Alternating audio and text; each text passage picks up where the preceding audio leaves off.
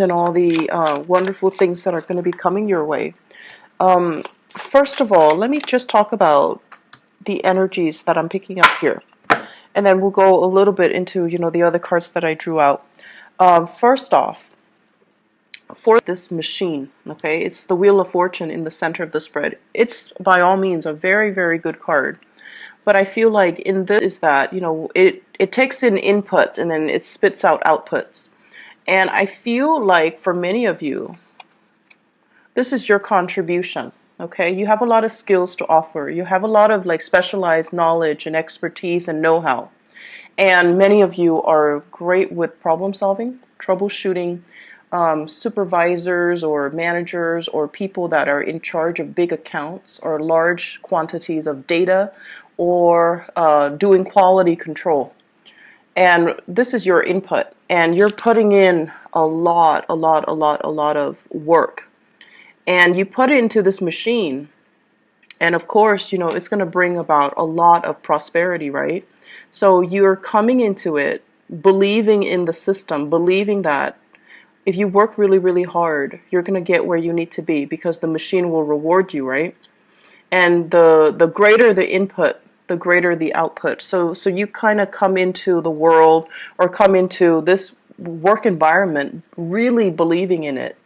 And then you kind of feed into it. But then along the way, you kind of encounter the opposite scenarios where people that don't have very much, they don't come with all the skills and all the expertise and all the educational background and all the life experiences or even the work experiences. They come in very, very subpar and just underwhelming.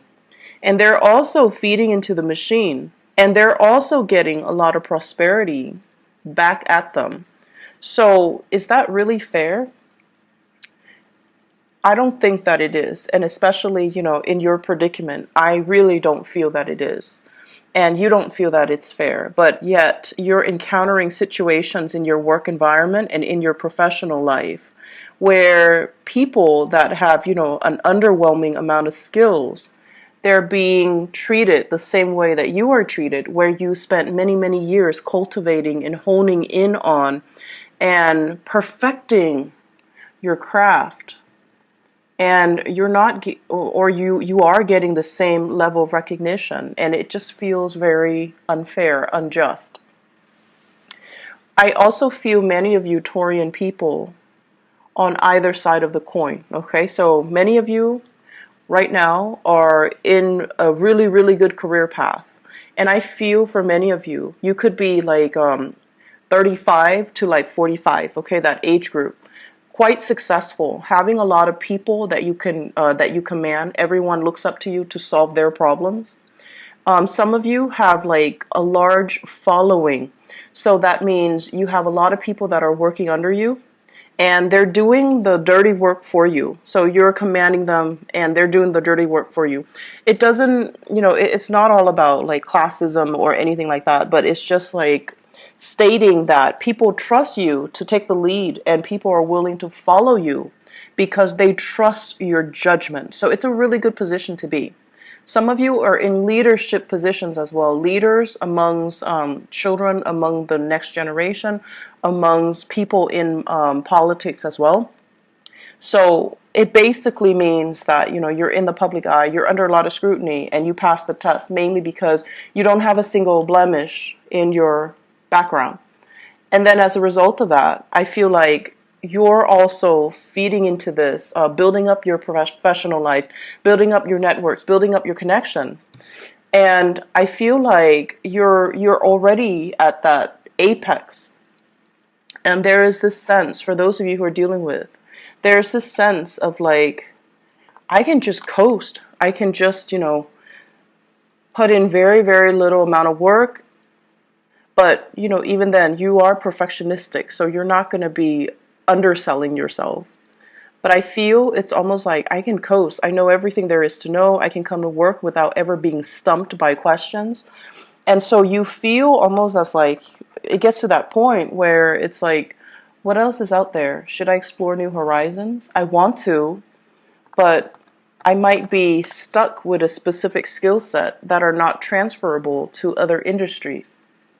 So where can I go? Where can I apply my skills? Where can I go so that I don't have to start at the bottom of the totem pole, but rely on the skills that I already have under my belt and kind of expand upon it. Many of you are seriously thinking about a change in your geographical location. Where do I want to settle down? Where do I want to buy property? Where do I want to have children? Where do I want to raise children? Do I want to be here or overseas? So there are a lot of issues that are coming through more on the long-term ideological front. Do I want to settle here or do I want to move somewhere else? And I feel a lot of foreign energy, such as, with the Wheel of Fortune, this deals more on the global scale. Am I happy staying in this country or should I make a move elsewhere? And I also feel as well, all my skills or all of my work experience is in one country. Is it transferable or translatable into another work environment or into working in another country? So for example, some of you might have a lot of schooling and a lot of educational background in one country. So for example, you have even, I want to say let's say an MBA in one country, or you have a doctorate degree in one country. And if you were to move, those degrees are not transferable. And so you find yourself kind of stuck, right? You don't want to start over, but at the same time, it's really difficult for you to make that move, that transition, when the degrees themselves are not recognized in the new country. And then many of you want to change. I'm hearing change jurisdiction. You might have a license in one state and you want to practice in another state, but you have to redo that process. You have to get the license in the new state. So all of these things are coming up for reexamination. And I see a lot of people in institutional roles, like working in some type of either a federal agency or academic institutions, medical institutions, things that are accredited, things that require licensing, things that require it's not a walk in the park to get yourself in the door, to get your foot in the door. So if you were to leave it and start over, it can feel very daunting, and it can also feel like you have to start from scratch. But there are new opportunities that are coming in on the horizon right now, and I feel it's converging. It's like it's coming in for you. And some of you might have an offer on the table to switch agency, to switch into a new position, to switch into something a little bit different.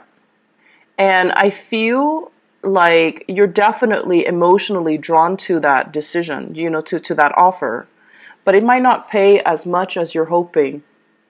It might not pay what you feel would be enough to support your standard of living. So it's a big trade-off here, but I feel like you're looking for something new.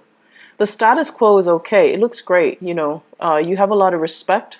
People really love and admire you in the work environment. They admire your work ethics. But I do sense that you've been here a little bit too long, and you're just like, I'm growing roots. I'm gathering moss. And so shifting, changing gears, moving would be the ideal circumstance. And there's this sense of wanderlust, again, like wanting something a little bit more exotic, wanting something a little bit different, okay? So that's coming into the picture. The rest of the spread, what it talks about overall is it deals heavily with, I keep seeing this for you guys as well. It's an environment where we really have to work together with other people. This is a card about collaboration, and this is deals heavily with exchanging in ideas, sharing our best practices, listening to other people, and finding mentors or finding teachers in very unlikely places. Okay, so it's sort of like learning by doing, and also the people that you manage, they actually might be the ones that have a lot to teach you.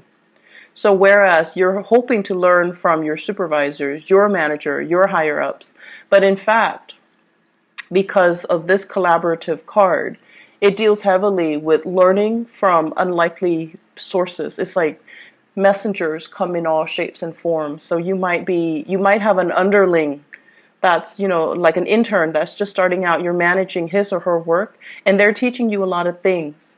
They're the ones that are bringing new ideas into the picture. And so I feel here it's kind of like allowing yourself that humility to learn from people that might not have as much experience as you do, but because they're looking at the same problem with a fresh pair of eyes, they're able to arrive at creative solutions that you might not have thought about. So I feel a lot of collaboration coming in, sharing knowledge, sharing skills, sharing the best way to do something. And I feel as if this process alone, it's sort of like it's a really good process overall.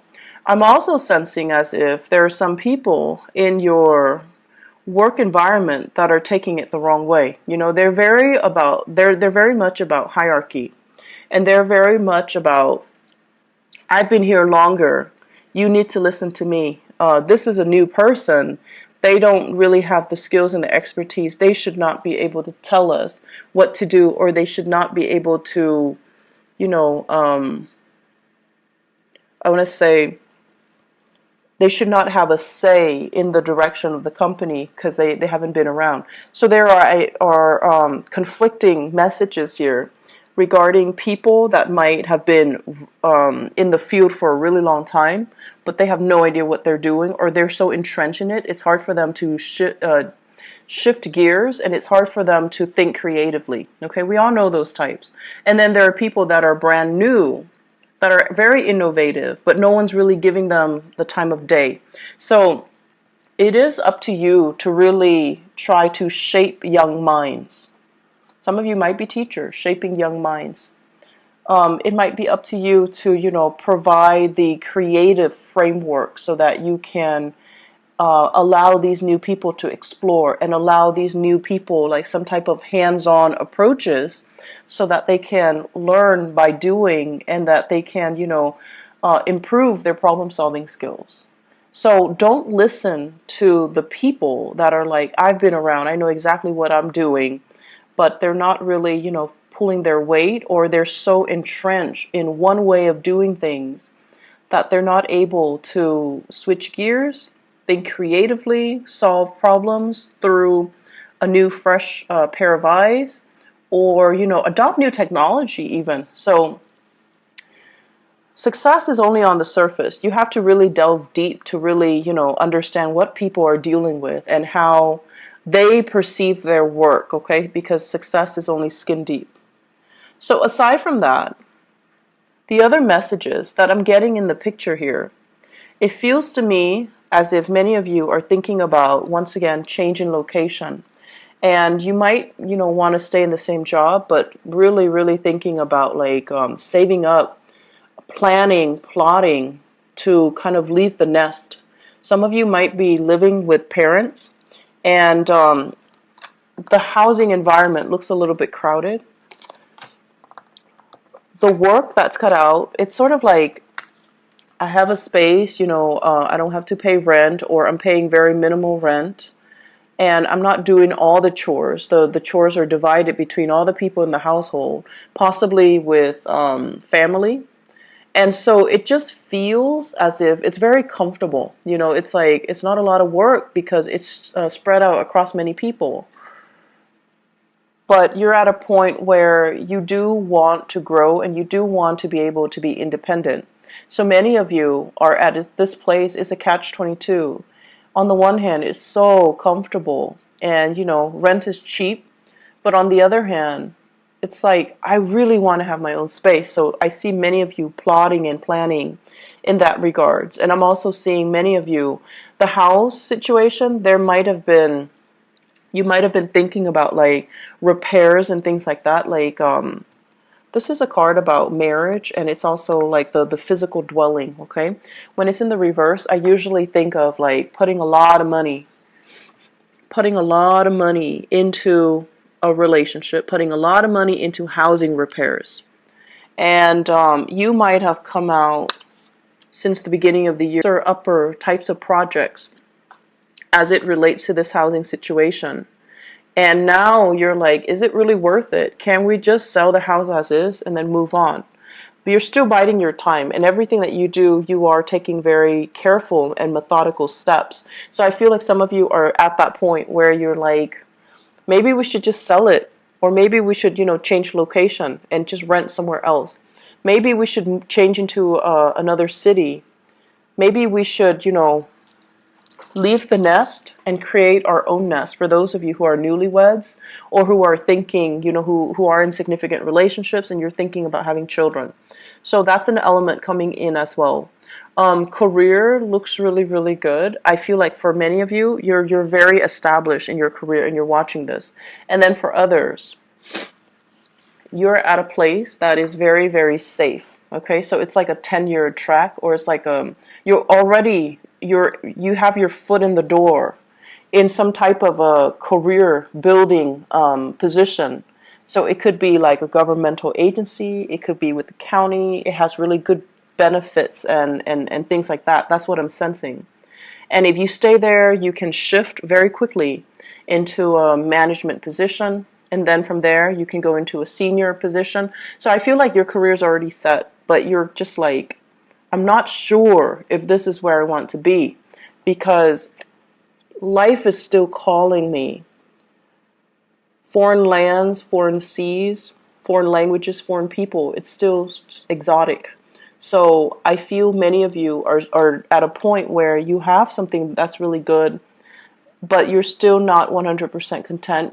There's still that pull, that wanderlust. Okay? I pulled out these 3 cards, and I wanted to see what your love life looks like. Mainly because this is so work and career and finance focused that I wanted to, specifically look at other areas of your life. So what I have here, first of all, is a water sign. So this is a Pisces, Cancer, Scorpio, Sun, Moon, or Rising. This is somebody who's very home-based, very home-oriented, okay? On the weekends, they don't want to go out with friends. They want to just stay home and cuddle and spend a lot of time with you. This is somebody that calls and checks up on you when you're at work. Not so much checking up, but, they check in on you. They're a little bit more, they need a lot of reassurance. They need a lot of time. They need a lot of attention. And I feel like many of you, this is a relationship partner for many of you. And I feel for many of you, this is somebody that you're married to. This is somebody that wants to settle down, that wants to that might ask you, do we want to have more children, or can we have more children? They also want their own space with you. For many of you, that's like, they're kind of telling you, let's start a family. Let's build a nest. Let's move out. Let's live on our own.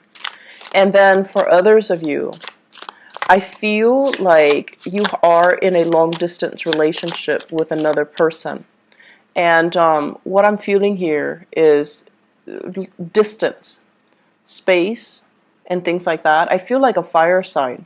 Sagittarius, Aries, or Leo, okay? And I have here the card of Leo.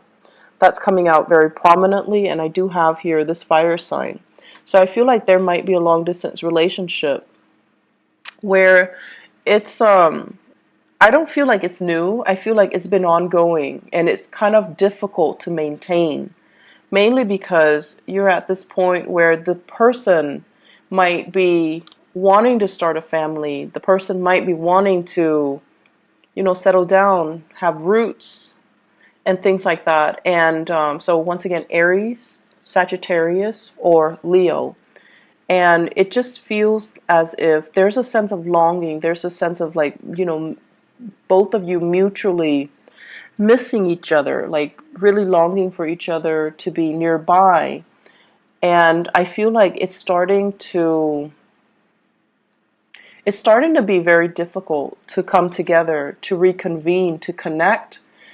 There might be time differences, you might be on different time zones, in different areas, in different countries.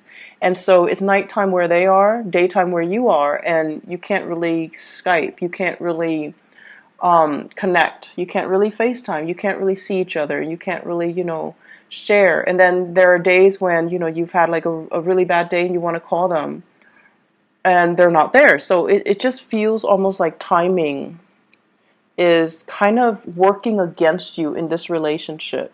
And you're watching the time kind of tick away. And so it's hard. Long distance relationships are hard, but I definitely feel the emotions are there. The longing, the love, the affection, the commitment is there.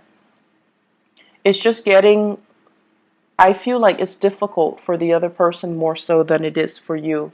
You've got your career, your wealth, and your that you're building. The other person, they're okay. I mean, I don't feel they're financially in dire strait or anything, but I feel the longing and the missing and the, you know, wanting to be together. That is taking its toll on them emotionally, and so it's a little bit challenging for the two of you to continue in the relationship because you don't really know, you don't have a vision of how the two of you are going to reconvene. You don't have a vision of how the two of you are going to come together and be, you know, establish a family. Okay, so it's like you need to work this out in your current relationship. What I also have as well, for those who are single people who are, you know, out dating and things like that, I feel like there might have been a recent breakup here with the Four of Wands. A recent breakup. So it could be a fire sign, Sagittarius, Aries, Leo, a water sign, Pisces, Cancer, Scorpio, or even another earth sign, Taurus, Virgo, Capricorn. And what you're doing here is this is the end of conflict. So this is kind of like, you're out of my life, we're not fighting anymore, I'm no longer, like, you're getting over the relationship, okay? And I feel for many of you, it was a significant relationship where you might have shared space with each other at one point. You might have shared housing. You might have lived together even at one point. I feel like somebody moved out and there is a sense of longing, missing somebody, but you're kind of like, I'm kind of over it. I'm not going to succumb to the temptation to reconnect and to reach out. For many of you, if you're dealing with a water sign, Pisces, Cancer, Scorpio, they are reaching out to you. They're reaching out, and there's an apology that I'm feeling here. And you're kind of turning the other way, and it's kind of like signaling to me the end of conflict. No more fighting, no more internal struggle, no more external struggle. And taking new opportunities, okay? Singles, it's a really good time for you to make the most of your birthday time. Birthday time is what we call like the solar return, when you have a lot of luck and prosperity on your side. So you want to make the most of it and, you know, tell yourself out with the old, in with the new, so that you can invite new energies into your life, okay? It's going to be a really, really good month. I feel many of you are getting over breakups. And I see many of you are kind of like trying to solidify a relationship as well.